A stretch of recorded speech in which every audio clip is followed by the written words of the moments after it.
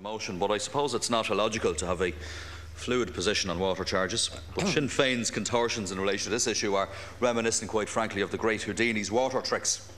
We all know that Sinn Féin has consistently resisted any attempt to introduce water charges in this jurisdiction, but across the border they've adopted what I describe as a much more Jesuitical approach.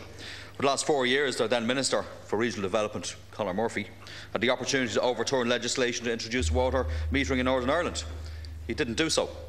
Indeed, under his watch, about 23,000 water meters were installed in domestic properties. For 4 years, he threatened to rule out the water charges on a permanent basis, but he did not do so. I'd like to proceed without interruption and have some respect. Deputy Ferris. Please. Instead, Northern Ireland was treated to an annual series of the ferals of the inevitable, until the poison chalice could be handed over to a hapless, unfortunate Ulster Unionist minister, thereby washing our hands of the issue entirely. The dogs in the street, Ceann Comhairle, know that the Stormont Executive will shortly be introducing water charges, and will do so with the agreement, I'd venture, of Sinn Féin.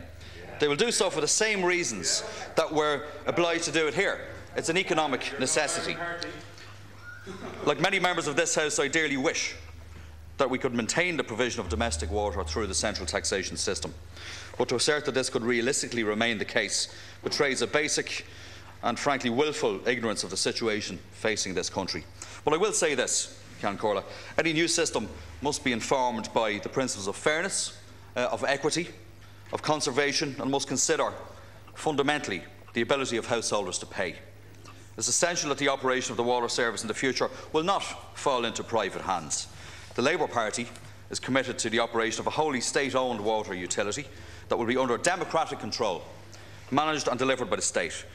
Ceann Comhairle, Sinn Féin would have us believe that the rain that falls on the mountains of Mourne or the Cooley Mountains can be brought free of charge to the tap if it happens to flow south, but it must be metered and paid for if it flows north. And I'm sure that will be inevitably the case that charges will be introduced under the aegis of Sinn Féin in the north. The only difference between that party's policy and our own policy in the Labour Party in relation to water charges is that the Labour Party are being upfront, being frank with the people and not hiding behind half-truths and evasions.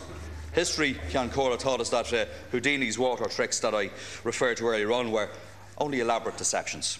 And the same judgment, I think, will be made of Sinn Féin tricks that we're bound to see now in the short-term future in Northern Ireland.